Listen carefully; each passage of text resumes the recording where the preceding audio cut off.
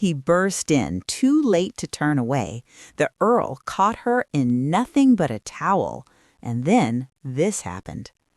Welcome, cherished listeners, to a journey through the gilded corridors of Regency England, where the perfume of conservatory blooms mingles with the rustle of silk gowns, and where hearts bound by rigid propriety dare to beat to their own melody. Today, I will share with you a story that transcends station, a tale of grace under pressure, of love that blooms where society forbids it, and the courage to compose one's own destiny in an era that demanded silent obedience. This is the story of Lavinia Thornwood, a woman who played piano with the same passion with which she rebuilt her shattered dreams, and of Percival Percy Drayton, an earl imprisoned by the invisible chains of duty and lineage. Tell me, where are you watching this video from? Leave your city and country in the comments. I love knowing that these stories cross borders and connect hearts around the world. And if you appreciate narratives that touch the soul, don't forget to subscribe to the channel and leave your like. It helps me continue bringing stories that warm the heart and feed the imagination.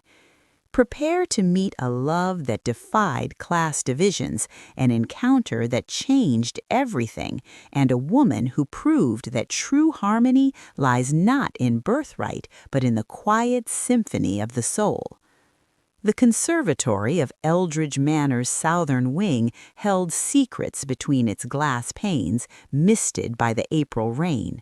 On that spring evening, when the gardens still held the golden hue of sunset even at 7 o'clock, the amber light penetrated the fogged windows like warm fingers caressing the exotic ferns and roses. Percival Drayton, Earl of Eldridge, crossed the marble corridor with steps that echoed his solitude. At 28, he was called the Silent Earl in the drawing rooms of London, a title he wore like an armor against a world that expected only performance and airs from him. His amber eyes, inherited from generations of Draytons, rarely revealed emotion. His hands, accustomed to holding estate ledgers and inheritance documents, had forgotten the texture of any genuine connection. He sought only peace among the plants his mother had once tended. The conservatory was his refuge from expectations, from calculated courtships, from arranged matches his aunt, Dame Rosalind, insisted on orchestrating. It was then that he saw her. Amidst the verdant shadows, illuminated only by the fading daylight and a trembling candle on the piano bench, was a woman who seemed made of the same ethereal substance as twilight itself. Soft brown curls framing large doe-like eyes, wide with shock, fair skin flushed with mortification. Lavinia Thornwood stood frozen, clutching a white towel around her shoulders like a makeshift gown. Their eyes locked. Neither could look away. And in that breathless moment of vulnerability, everything changed. The door to the conservatory swung open with more force than Percy intended, the brass handle striking the wall with a sharp crack that scattered a pair of mourning doves from their perch. He pressed his palm against the doorframe, drawing in a breath heavy with the scent of damp earth and jasmine, desperate to escape the suffocating confines of his study, where Dame Rosalind's latest letter still lay open on his desk. Another prospective bride, another calculated alliance, another chain added to the weight he already carried. He needed air. He needed silence. He needed anything but the expectations that followed him like shadows through every corridor of this ancestral prison. What he found instead was her. Lavinia Thornwood stood motionless beside the old pianoforte, her figure framed by the amber glow of dying sunlight filtering through the glass panes. Soft brown curls tumbled loose over her shoulders, and those large doe-like eyes, those impossibly expressive eyes, widened in pure mortification as she clutched a white towel around herself like a desperate shield. The fabric, still damp, clung to her shoulders in a way that made Percy's breath catch in his throat. Forgive me, I didn't—" He spun away instantly, his heart hammering against his ribs, heat flooding his face. "Miss Thornwood, I had no intention." "The tea service," she stammered behind him, her voice trembling with embarrassment. "It spilled during my lesson with the housekeeper's daughter. My dress was ruined. I thought no one would— Of course, I should go." Percy took a step backward toward the door, keeping his gaze fixed resolutely on the marble tiles beneath his boots. Yet something held him there, perhaps the vulnerability in her voice, or perhaps the way the silence between them seemed to pulse with something unnamed. "Please," Lavinia said softly, and he heard the rustle of fabric as she adjusted the towel more securely. "Don't leave on my account, my lord. This is your home. I'm the intruder here." Percy's jaw tightened. She spoke of intrusion as though she were nothing, as though her position as ward of the estate's housekeeper made her less than the roses blooming in the garden. The injustice of it twisted something deep in his chest. "You're not an intruder," he said quietly, still facing away. "You belong here more than I do. At least you come to this room because you wish to, not because you're fleeing." A long pause stretched between them, broken only by the evening birdsong drifting through the open window. Then, so quietly he almost missed it, she spoke. "I was composing." Percy turned slightly, careful to keep his eyes averted. "Composing?" "A sonata." Her voice grew steadier, touched with something that sounded like defiance. "I know ladies aren't supposed to, that we're meant only to perform what men have written, to be pretty ornaments at the pianoforte, but I can't help it, my lord. When I hear the melodies in my mind, I must set them down, even if no one will ever know my name was attached to them." Against all propriety, against every instinct screaming at him to leave, Percy found himself crossing slowly to the pianoforte, his gaze fixed safely on the scattered sheets of music across the instrument's surface. The notations were precise, elegant, ambitious passages that reminded him of the Beethoven pieces that had scandalized and thrilled London's concert halls in recent years. "These are yours?" He traced a finger above the paper, not quite touching. "Truly?" "They're only sketches." Lavinia moved beside him, maintaining a careful distance, the towel now wrapped more securely around her like an improvised gown. "But yes, mine." Percy looked at her then, truly looked at her, and saw not the housekeeper's ward or the woman caught in humiliating circumstances, but an artist imprisoned by expectations as rigid as his own. Her eyes met his, and in them he recognized the same quiet desperation he saw in his mirror each morning. "Play for me," he said, the words emerging before wisdom could stop them. "Please, I want to hear what you've created." Lavinia's lips parted in surprise, color rising in her fair cheeks, not from embarrassment now, but from something far more dangerous, hope. She moved to the bench, arranging the towel carefully around her as she settled before the keys. Her fingers, elegant and certain, found their positions, and then she began to play. The melody that filled the conservatory was nothing like the simple parlor pieces expected of young ladies. It was bold and aching, tender and fierce, a musical confession of longing and defiance that seemed to strip away every pretense between them. Percy stood transfixed, watching her fingers dance across the ivory keys, watching the way her eyes closed as though she were channeling something sacred. When the final notes faded into the gathering dusk, neither of them moved. The silence felt heavier than before, charged with recognition and risk. "That was extraordinary," Percy whispered, his amber eyes no longer guarded but filled with something raw and unnameable. "You're extraordinary." Lavinia turned to face him fully, and in the dying light, with scandal still humming in the air between them, something shifted, something irreversible and terrifying and utterly inevitable. The spark had been lit, and neither of them could turn away. Yet As the moonlight fades and the conservatory falls into shadow, whispers of scandal began to brew beyond those glass walls, whispers that could destroy them both. Will this fleeting harmony shatter their worlds or forge something strong enough to withstand the storm?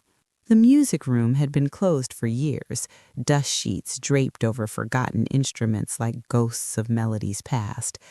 But Lavinia had claimed it as her sanctuary, and over the following weeks, Percy found himself drawn there with an inevitability that both thrilled and terrified him. She knelt beside the antique harpsichord when he entered one morning, her fingers carefully oiling the neglected strings, coaxing life back into wood that hadn't sung in a decade. Sunlight streamed through the tall windows, catching the dust motes that danced around her like golden snow. "My mother played this," Percy said quietly from the doorway, the words surprising even himself. He rarely spoke of her. The grief was still too sharp, even after 8 years. Lavinia looked up, her brown eyes soft with understanding. "I know. The housekeeper told me. I hope you don't mind that I've—" "No." He crossed the room, drawn by something stronger than propriety. "No, I'm glad. It should be played. She would have wanted that." They fell into a ritual after that, one that defied every rule of his station. Each afternoon, Percy would find his way to the music room, and Lavinia would teach him, not the simple pieces he'd learned as a boy, but the complex harmonies that made his hands stumble and his heart race. "You're holding tension here," she said one day, her fingers ghosting over his wrist as he struggled through a difficult passage. The touch sent electricity through his skin. "Music requires vulnerability, my lord. You must let yourself feel it, not just play it." "Percy," he corrected softly, his amber eyes meeting hers. "When we're here, just Percy." She smiled then, and it was like sunrise breaking through storm clouds. "Then you must call me Lavinia." The formality between them dissolved like sugar and tea. He told her about his parents' carriage accident, about the crushing weight of inheriting an earldom at 20, about the loneliness that had hollowed him out from the inside. She shared her own sorrows, losing her parents to fever when she was only 7, growing up in the charity of others, always aware of her precarious position in a world that valued bloodlines above all else. There was a Polish composer, Maria Szymanowska. She performed across Europe, published her own compositions, even played for Goethe himself. But history barely remembers her name because she was a woman who dared to be more than decorative. Percy watched her face as she spoke, seeing the fire that burned beneath her gentle exterior. "You could be like her. You have the talent." Talent isn't enough when society won't even let you sign your own name to your work. Her voice carried a bitterness that made his chest ache. "But perhaps if things were different." Their eyes held, and in that moment the unspoken possibilities stretched between them like a bridge over impossible distance. It happened 3 weeks into their clandestine lessons. Percy reached for a higher octave, the stool shifting beneath him on the polished floor. He tilted backward, off balance, and suddenly Lavinia was there, her arms wrapping around him to steady his fall. They froze, her body pressed against his back, her breath warm against his neck. "Lavinia," he breathed, his hand rising to cup her cheek with a tenderness that felt both foreign and utterly natural. She leaned into his touch, her eyes closing for just a moment, and then they were embracing fully, desperately, two lonely souls finding harbor in each other despite every reason they shouldn't. Neither of them saw the shadow that passed by the doorway. Neither heard the sharp intake of breath or the rustle of skirts as someone hurried away down the corridor, carrying gossip more dangerous than gunpowder. By evening, the whispers had begun to spread through the servants' quarters like wildfire through dry kindling. The Earl and the ward, alone together, too close, too familiar, too impossible. as forbidden notes linger in the air and their hearts compose melodies that society forbids, a venomous arrival looms on the horizon, bearing scandal, ambition, and poison wrapped in silk. Lady Elowen Ashford arrived at Eldridge Manor on a Tuesday morning, her carriage gleaming black as a crow's wing against the spring green of the estate grounds. Dame Rosalind had orchestrated the visit with military precision, a fortnight's stay to allow Percy and this most suitable prospect to become acquainted. Elowen was beautiful in the way a blade is beautiful, all sharp angles and cold precision. Her porcelain features arranged themselves into practiced smiles that never quite reached her calculating gray eyes. At dinner that first evening, she assessed the manor's worth with barely concealed avarice, her gaze lingering on the silver candlesticks and imported tapestries as though already mentally redecorating. "Such a charming estate, my lord," she said, her voice honey-smooth, "though I confess I'm surprised to find it so informally managed. I'm told your housekeeper's ward has rather free run of the place." Percy's fingers tightened around his wineglass. "Miss Thornwood is a valued member of this household." "Oh, I'm certain she is." Elowen's smile sharpened, "though one does wonder about the propriety of it all given the rumors." The word hung in the air like smoke. Percy felt ice crystallize in his veins. Rumors? It was Dame Rosalind who spoke, her voice dripping false concern. "There have been whispers, Percy dear, about Miss Thornwood's time as a music tutor in Bristol before she came here. Viscount Harlan's nephew was in her care, and there were allegations of impropriety." Lavinia, who had been serving at the sideboard in her capacity as companion to the housekeeper, went pale as parchment. The silver serving spoon clattered against china. "That's a lie," Percy said flatly, rising from his chair. The room seemed to tilt around him, fury and disbelief warring in his chest. "Is it?" Viscount Harlan emerged from the doorway like a serpent from tall grass. He'd arrived unannounced with Elowen's party, his presence an unwelcome surprise. "I have letters, Eldridge, documentation of her dismissal. The family was quite generous to avoid public scandal, but the facts remain." Percy looked at Lavinia, who stood frozen, her doe-like eyes swimming with unshed tears. "Tell me it isn't true." "The circumstances were distorted, my lord." Her voice trembled but held steady. "The Viscount's nephew attempted to force himself on me during a lesson. When I resisted and reported him, his family chose to protect their name by destroying mine. I was dismissed without references, without defense." The words landed like hammer blows. Percy saw the truth of it in her eyes, the same vulnerability he'd witnessed in the conservatory, the same quiet strength that had drawn to him like gravity. "Get out." Percy's voice cut through the stunned silence, cold and absolute. He turned to Harlan, then to Elowen, who watched the scene with barely disguised satisfaction. "Both of you, leave my house." "Percy," Dame Rosalind gasped, "you cannot possibly believe this girl over your own class." "I believe the woman I trust with my mother's music over men who trade in slander." He moved to stand beside Lavinia, a physical declaration that sent shockwaves through the room. "And I will prove her innocence." The following days were a fury of correspondence and investigation. Percy wrote to every contact in Bristol, traced Lavinia's employment records, and uncovered what Dame Rosalind had tried to bury.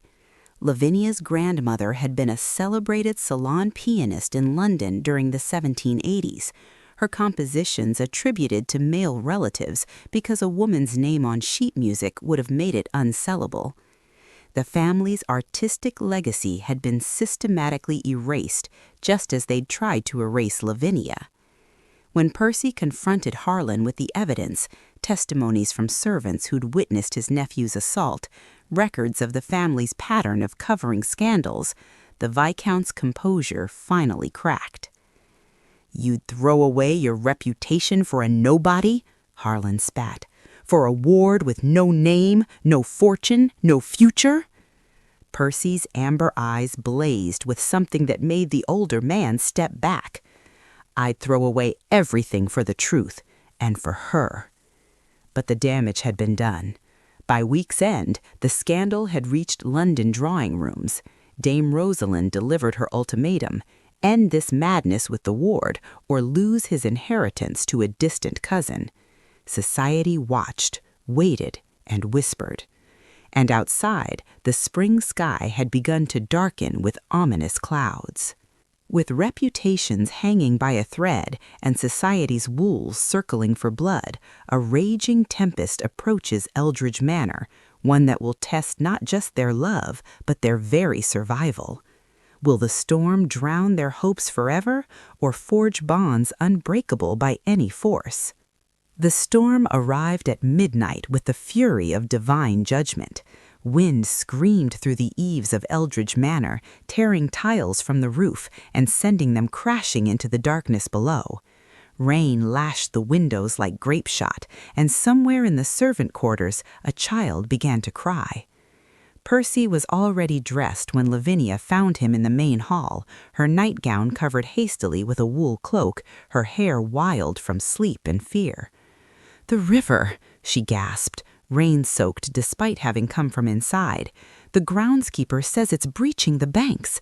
The cottages by the east field. There are families there, Percy. Children." He didn't hesitate. Within minutes, they'd roused every able-bodied person in the manor, forming chains of hands and lanterns against the howling dark. The flooded cottages appeared like ghost ships in the deluge, water rising past door frames as families scrambled to higher ground with whatever they could carry. Percy waded chest-deep into the churning water, pulling old Mrs. Weatherby from her sinking home, while Lavinia organized the staff in the manor's upper rooms, distributing blankets and hot tea with the efficiency of a general commanding troops. The storm raged for 6 hours, 6 hours of mud and terror and the primal fight against nature's indifference. When dawn finally broke gray and exhausted over the ravaged estate, Percy found Lavinia in the conservatory. She stood among the shattered glass panes and broken ferns, still wrapped in her sodden cloak, staring at the destruction with hollow eyes. "Everyone survived," he said quietly, moving to stand beside her. His own clothes were caked with mud, his chestnut hair plastered to his forehead. "Because of you. You saved them." "We saved them," she corrected, her voice hoarse from shouting orders through the storm. "Together." Percy turned to face her fully, and in his amber eyes she saw something that stole what remained of her breath. Not exhaustion, not relief, but a fierce, unshakable certainty. "Lavinia Thornwood," he began, his voice raw with emotion, "I have spent my entire life doing what was expected, inheriting when I wanted to grieve, managing when I wanted to live, considering marriages that would have been nothing more than ledger entries in the family registry." He took her muddy hands in his, heedless of propriety, heedless of anything but the truth blazing in his chest. "But tonight, standing in that flood with you, fighting for something that mattered, I finally understood what it means to be alive." Tears spilled down her cheeks, cutting clean tracks through the grime on her face. "Percy, your aunt will disinherit you. Society will—" "Let them." The words came out fierce, almost violent in their conviction. "Let Dame Rosalind give the title to my cousin. Let society close every door in England. I would rather live in a cottage with you than in a palace without you. I would rather be penniless and whole than wealthy and hollow." He dropped to one knee on the broken glass, still holding her hands, his amber eyes blazing with sincerity that needed no polished words or rehearsed speeches.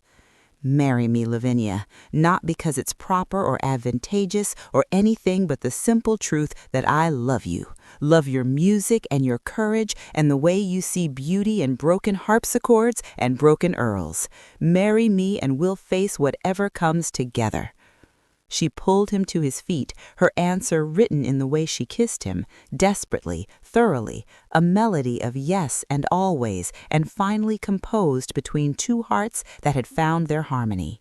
Outside, the storm had passed, leaving the world washed clean and trembling with possibility. Imagine the storm of regret if you miss what happens next. Subscribe now without a second thought or forever wonder what could have been. If you're holding back, spill in the comments why you deny yourself these tales of passion and courage, and let the fear of missing out pull you in before it's too late. But as their vows echo through the ravaged conservatory and their hearts compose promises no storm can break, a glittering soiree beckons in London, one final perilous stage where Percy must declare their love before the very society that would destroy them. The Countess of Waverley's ballroom glittered like the inside of a jewel box, crystal chandeliers casting prismatic light across silk gowns and diamond tiaras. The cream of London society gathered to witness what they believed would be the Earl of Eldridge's capitulation. Dame Rosalind had orchestrated this moment with predatory precision. Percy would announce his engagement to an appropriate match or face social annihilation. Lavinia stood at the room's edge, dressed in a borrowed gown of dove gray, her presence tolerated only as the housekeeper's companion. She watched Percy navigate the glittering throng, his amber eyes finding hers across the sea of nobility like a compass seeking true north. The orchestra fell silent as Dame Rosalind raised her glass, her voice carrying the weight of aristocratic expectation. "My dear nephew has an announcement to make regarding his future." Percy climbed the small stage where the musicians had paused mid-waltz. Every eye turned toward him, some hungry for scandal, others smug with certainty. He could feel the moment's gravity, the centuries of tradition and prejudice pressing down like a physical weight. "I do have an announcement, but first I must correct certain falsehoods that have circulated regarding Miss Lavinia Thornwood." A ripple of shock moved through the crowd. Dame Rosalind's face drained of color. Percy produced documents from his coat with the precision of a barrister. "Viscount Harlan has spread lies about Miss Thornwood, lies I have thoroughly disproven. His own nephew's assault upon her person was covered by family influence, her reputation sacrificed to protect aristocratic name." He held up signed testimonies, his voice growing stronger. But what Harlan feared most was that society would discover Miss Thornwood's true heritage. Her grandmother was Eleanor Thornwood, whose compositions in the 1780s were attributed to male relatives because a woman's genius was deemed impossible. Gasps echoed through the ballroom. Percy gestured toward Lavinia, who stood frozen in disbelief. "Miss Thornwood has inherited that genius. The sonata you heard performed at Lady Pemberton's salon last month, the one attributed to an anonymous continental composer, that was Lavinia's creation. She is more talented than any musician I have encountered, and she deserves recognition, not erasure." Viscount Harlan attempted to protest, but voices rose against him, including, unexpectedly, Lady Elowin's. "He speaks truth," she declared, her sharp features softened by something resembling conscience. "I was party to this deception, and I regret it deeply." She glanced at a young military officer standing nearby, a man who'd shown her kindness when she'd needed it most. Love should not bow to ambition. Percy descended the stage, walking through the parted crowd until he stood before Lavinia. He dropped to one knee amid the stunned silence, taking her trembling hand in his. "Lavinia Thornwood, I asked you once in private. Now I ask before God and society, will you marry me? Not despite who you are, but because of it. Because you are brave and brilliant and everything I never knew I was searching for." Lavinia's eyes swam with tears, her voice barely a whisper that somehow carried through the crystalline silence. "Yes, always yes." The ballroom erupted, some in applause, others in outrage. Dame Rosalind collapsed dramatically onto a settee, declaring Percy dead to her. Lords and ladies argued in heated whispers, allegiances fracturing along fault lines of tradition versus transformation. But Percy heard none of it. He rose, pulled Lavinia into his arms, and kissed her before the entire assembly, a declaration more powerful than any words, a melody of defiance that would echo through drawing rooms for years to come. The penalties arrived swiftly. Dame Rosalind made good on her threat, diverting the family fortune to a distant cousin. Invitations dried up like rain in August. Doors that had once opened at the Eldridge name now closed with finality. Yet as Percy and Lavinia walked out of that glittering ballroom into the London night, hand in hand, neither looked back at what they were losing, only forward to what they would build together. Exiled from grandeur and stripped of fortune, what harmonies will rise from their newfound humility? Can love truly sustain when society's doors slam shut and survival demands more than passion?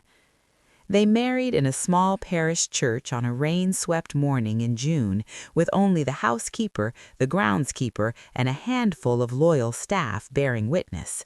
Lavinia wore a simple cream gown, wildflowers woven through her brown curls, and when Percy slipped the plain gold band onto her finger, she had never felt richer. The cottage in Hampshire was modest, 6 rooms instead of 60, a garden they tended themselves, and a parlor barely large enough for the pianoforte Percy had refused to leave behind. Here, exiled from the glittering world that had rejected them, they built something far more precious, a life of their own design. The first year tested them in ways the ballroom never had. Percy learned to manage accounts without stewards, to negotiate with merchants who saw his diminished status as weakness. Lavinia took in piano students from the village, her reputation as a musician spreading through word of mouth rather than aristocratic patronage. Some days they ate simple fare and wore mended clothes, but they ate together, and the mending was done side by the fire. Winter brought their greatest joy and deepest terror. Lavinia's pregnancy was complicated from the start, and when labor came 6 weeks early during a snowstorm, Percy rode through the blizzard himself to fetch the midwife. For 12 agonizing hours, he paced their small cottage, while Lavinia fought to bring their children into the world. Twins, a boy and a girl, impossibly tiny but fierce with life.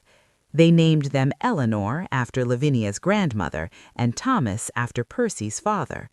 Percy wept openly when he first held them, these fragile testaments to everything they sacrificed and gained. "They'll never have titles," he whispered against Lavinia's exhausted forehead as she nursed their daughter. "They'll have something better," Lavinia replied, her doe-like eyes bright despite her fatigue. "They'll have truth and choice, and a mother who signs her own name to her music." That name, Lavinia Drayton, appeared on published compositions within the year. A London publisher, intrigued by the scandal surrounding the Earl who'd thrown everything away for love, took a chance on her sonatas. The critics were vicious at first, but the music spoke louder than prejudice. By 1820, her works were performed in Vienna and Paris, her name whispered with respect rather than scandal.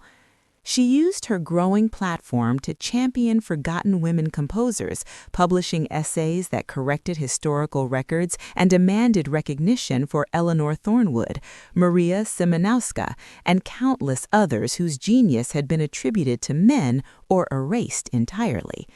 Every composition she signed was an act of rebellion, every performance a declaration that women's voices deserved to be heard.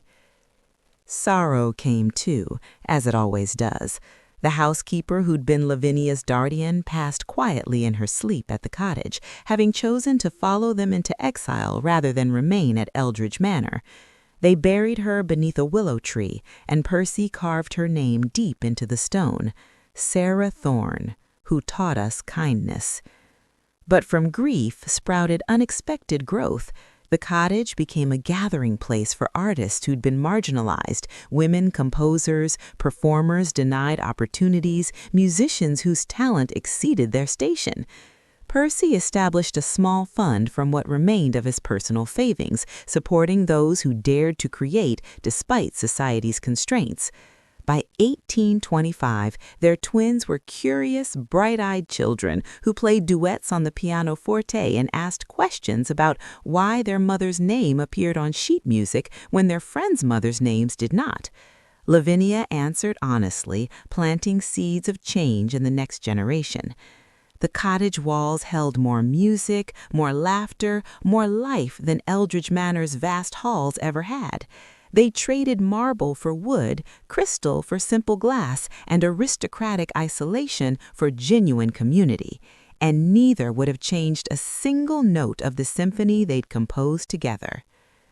As legacies take root in unexpected soil and their children learn what true nobility means, the final movement approaches, one of triumph, vindication, and a transformation that will reshape society's understanding of art, love, and worth.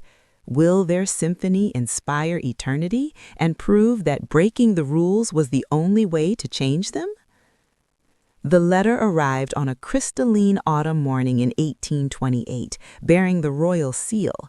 Lavinia held it with trembling fingers, while Percy read over her shoulder, their twins, now gangly and curious at 8 years old, peering around their parents' legs.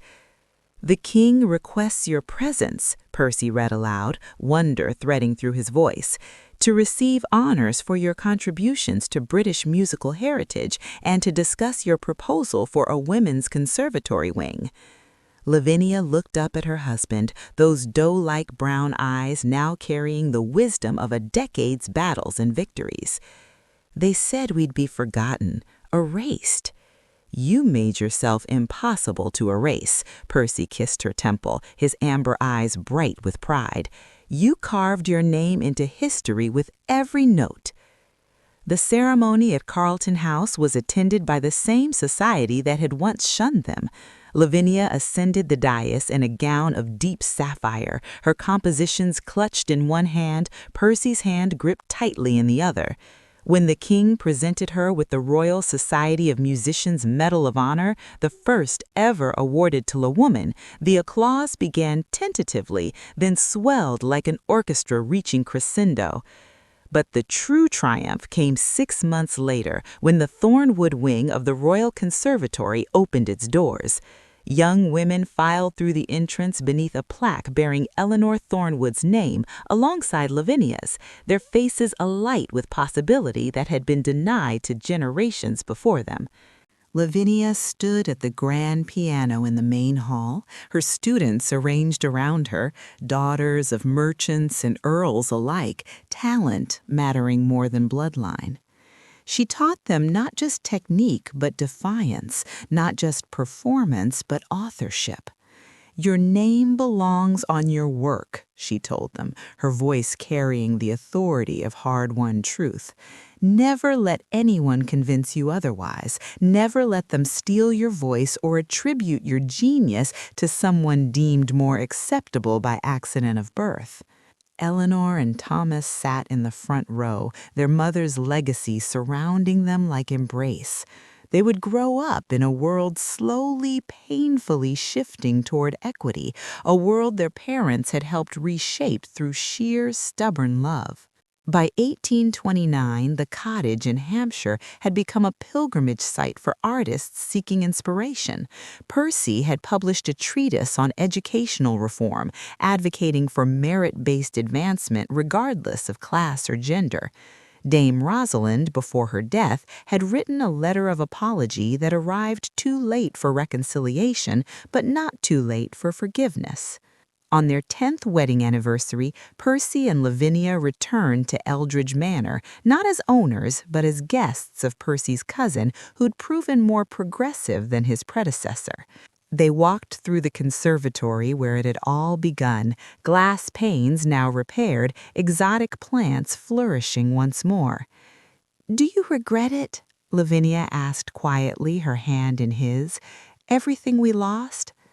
Percy looked at the woman who taught him that love was worth any sacrifice, at the life they'd built from scandal and defiance, at the legacy they were writing for daughters who would never have to choose between their art and their worth.